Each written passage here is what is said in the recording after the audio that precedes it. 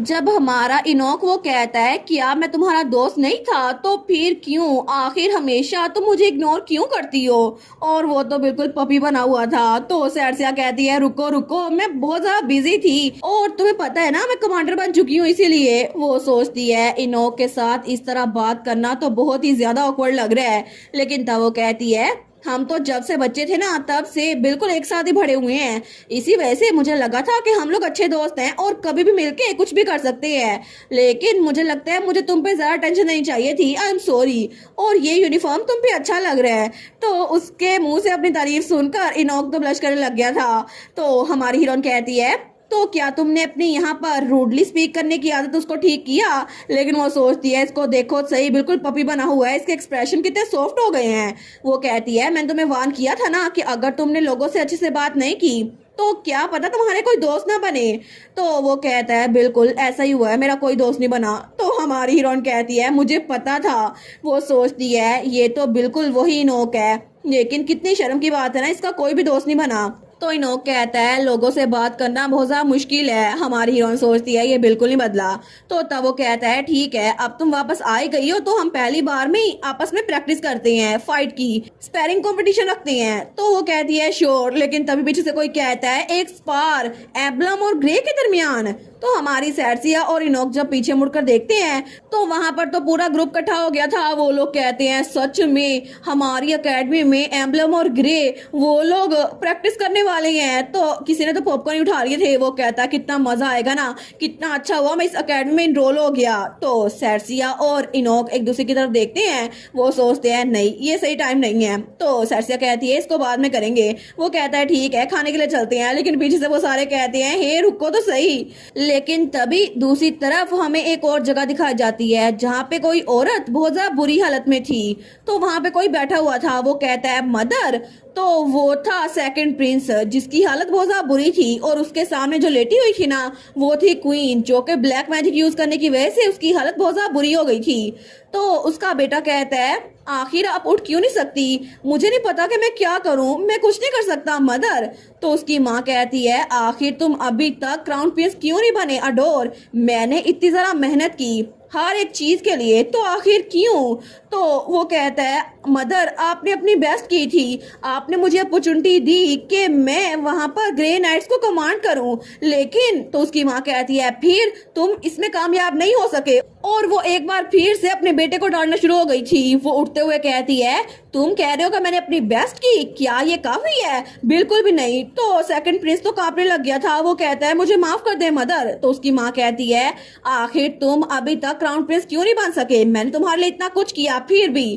तो वो कहता है मैं श्योर नहीं हूँ ये ऐसा क्यों हुआ। तो उसकी माँ कहती है ये इसी वजह से क्योंकि वो एम्बलम हमारे रास्ते में आ गए, क्योंकि हमेशा वो एम्बलम नाइट्स हमारे रास्ते में आ जाते हैं, हर एक चीज को तबाह बर्बाद कर देते हैं। क्या तुम्हें गुस्सा नहीं आता, क्या तुम्हें कोई शर्म नहीं है, क्या तुम्हें कोई प्राइड नहीं है अडोर।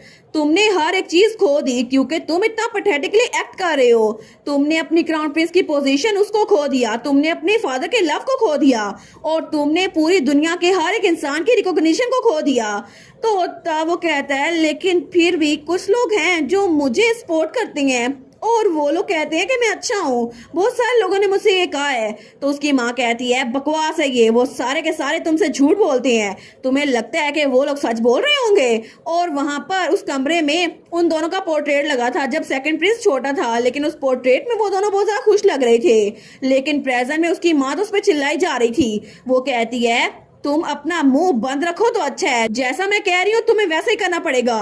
तो तब वो कहता है जी मदर जैसा आप कहेंगी मैं वैसा ही करूंगा। तो उसकी माँ कहती है मैंने वहां पावान में एक लड़के को भेजा है ताकि वो उस सैरसिया की जान ले ले, जैसे ही उसकी मौत हो गई ना तो फिर हम लोग फिर से टॉप पे आ सकते हैं और यहाँ पर बिना किसी नाकामी के तुम फिर से क्राउन प्रिंस बन सकते हो, ये अच्छा रहेगा। तो तब थोड़ी देर बाद सेकंड प्रिंस वो अपने कमरे में लौट आया था। लेकिन जैसे वो अपने कमरे में आया था ना दरवाजा बंद करते ही वो वहां पर आईने के सामने आता है और तब वो अपने आप को देखता है। लेकिन तभी उसकी बॉडी में वहां उसके चेस्ट के करीब कोई ब्लैक सा निशान था। वो कहता है मदर आप बिल्कुल ठीक कह रही थी। आखिर अभी तक मैं क्राउन प्रिंस क्यों नहीं बन सका? हालांकि मैंने आपकी बात मानते हुए इस अजीब सी चीज को अपनी बॉडी के साथ रहने की इजाजत दे दी, लेकिन फिर भी अब तो ना ही मैं हेवन में जा सकता हूँ और ना ही मुझे ब्लेसिंग मिलेगी। लेकिन मैं अभी तक क्राउन प्रिंस क्यों नहीं बना?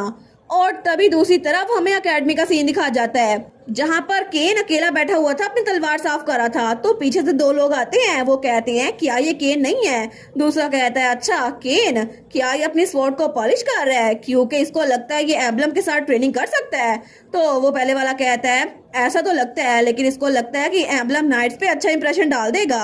लेकिन वो लोग आपस में बात कर रहे थे, कितनी अजीब सी बात है ना, ये हमारा जूनियर है, इसने जल्दी ग्रेजुएट भी कर लिया, फिर भी इसको रियलाइज नहीं हुआ कि ये कॉमनर होके एम्बलम नाइट्स को ज्वाइन नहीं कर सकता। और शायद इसको ये बात पता भी है, फिर भी इसको अपनी औकात नहीं पता है ना। तो वो लोग उसका मजाक उड़ाते हुए वहां से जा रहे थे। वो कहते हैं एक कॉमनर होना तो बिल्कुल बेकार है। तो तब केन, उसको तो उनकी बातें सुनकर बड़ा गुस्सा आ रहा था, लेकिन तभी उसके पास कोई आता है। वो कहता है एक्सक्यूज मी, क्या तुम ठीक हो? तो केन कहता है अब तुम कौन हो? वो कहता है मैं तुम्हारा क्लासमेट हूँ। तो केन कहता है मेरा क्लासमेट? वो कहता है हाँ हाँ मैं समझ सकता हूँ, मैंने पहले तुमसे कभी बात नहीं की ना, और मेरी कोई जरा प्रेजेंस है भी नहीं। लेकिन तब उसके साथ आके बैठ जाता है। वो कहता है तुम्हें पता है ना वो सीनियर्स बहुत ज्यादा हार्श हो रहे थे, है ना? तो केन कहता है मुझे फर्क नहीं पड़ता, वो सीनियर जो कुछ मर्जी कहें, लेकिन वो अपने स्टेटस को शो ऑफ करते हैं, इसके अलावा उनके पास कोई चीज नहीं है। तो वो कहता है बिल्कुल ऐसा ही है, मुझे भी यहाँ पर बहुत ज्यादा हार्ड टाइम मिल रहा है, क्योंकि चाहे मैं जितनी मर्जी कोशिश कर लूँ, हर बार कोई ना कोई मुझे इग्नोर कर ही देता है, और क्लास में भी मेरी कोई प्रेजेंस नहीं है। अभी तक तो मैंने गिव अप कर ही दिया था, लेकिन ऐसा कुछ भी नहीं है जो एक कॉमनर होते हुए मैं कर सकूं। फिर भी मैंने हिम्मत नहीं हारी, मुझे इसकी आदत हो गई है। तो चलो जाके ज्वाइंट ट्रेनिंग को ज्वाइन करते हैं। वैसे भी हमारे पास दोबारा एम्बलम नाइट से ट्रेन करने का टाइम नहीं आएगा, जब हम अकेडमी में है ना तो यही टाइम है, और मुझे लगता है जब तक हम अकेडमी में हम इसको एंजॉय कर सकते हैं। तो केन वो कहता है ठीक है, लेकिन दूसरी तरफ हमें अकेडमी का ग्राउंड दिखाया जाता है, जहाँ पर उनका टीचर खड़ा हुआ था। वो कहता है ठीक है मेरी बात सुनो, फाइनल ज्वाइंट ट्रेनिंग वो तो ग्रेजुएशन क्लास के प्रैक्टिकल एग्जाम से पहले हो जाएगी, जिसमें तुम लोग एम्बलम नाइट्स के साथ ट्रेनिंग करोगे। तो सारे के सारे स्टूडेंट्स बहुत ज्यादा खुश थे। वो कहते हैं याहू हमें यही करना था। तो उनका प्रोफेसर, वो स्पोर्ट्समैनशिप डिपार्टमेंट का हेड था, उसका नाम था रोड्रिगो मेलविन। वो कहता है ऐसा लगता है कि तुम लोगों में से ज्यादातर लोगों को पता होगा, इसी वजह से मुझे एक्सप्लेन करने की जरूरत नहीं है। लेकिन तब वो लोग तो बड़े खुश थे। वो कहते हैं सच में हम एम्बलम नाइट्स के साथ खुद से ट्रेनिंग करेंगे, कितना औसम है ना। दूसरा कहता है बिल्कुल, मुझे लगा था कि ग्रेजुएट होने के बाद भी एम्बलम को ज्वाइन करना बहुत ज्यादा मुश्किल होगा। तो वो पहले वाला कहता है मुझे लगता है कि मैं कमांडर सर्सिया पे अच्छा एक्सप्रेशन जमाऊंगा। लेकिन सारे के सारे बड़े खुश थे। तो उनका प्रोफेसर कहता है ठीक है मेरी बात सुनो, अब हमने एम्बलम नाइट्स को यहाँ इन्वाइट कर ही लिया है, लेकिन कॉन्टिनेंट के बेस्ट नाइट ऑर्डर की वजह से उनको पास ज्यादा टाइम नहीं है, तो हमें उनके साथ प्रैक्टिस करने का यही मौका मिलेगा।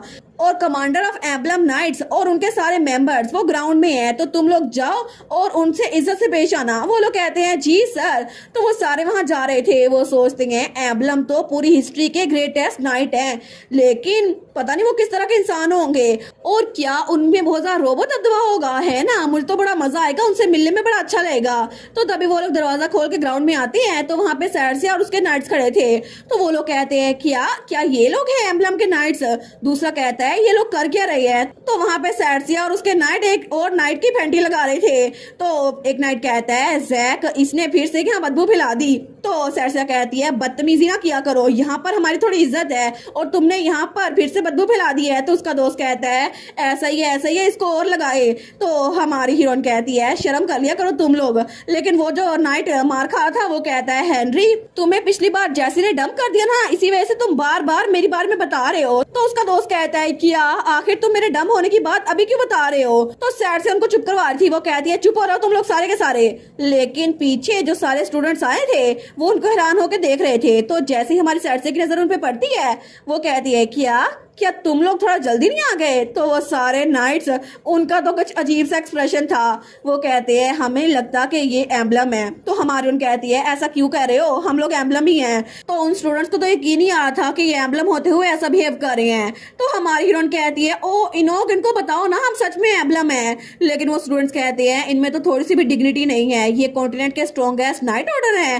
तो दूसरी लड़की कहती है क्या हम लोग किसी गलत जगह पे तो नहीं आ गए? लेकिन तभी इनोक हमारी हमारी सरसे की बात सुनकर इग्नोर कर देता है, जैसे मैं तो नहीं जानता इसको, पता नहीं ये कौन है।